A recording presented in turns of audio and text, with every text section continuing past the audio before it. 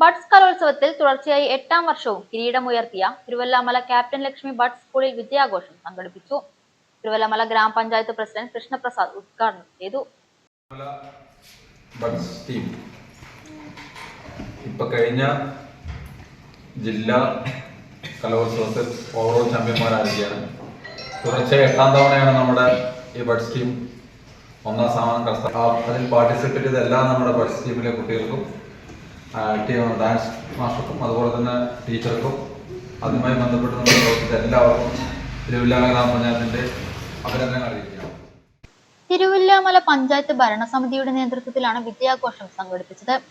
മികച്ച വിജയം നേടുവാനായി പ്രയത്നിച്ച അധ്യാപകർക്കും സ്കൂൾ ജീവനക്കാർക്കും അതിലുപരി കലോത്സവ താരങ്ങൾക്കും അഭിനന്ദനങ്ങൾ നേർന്നാണ് പ്രസിഡന്റ് തന്റെ ഉദ്ഘാടന പ്രസംഗം അവസാനിപ്പിച്ചത്.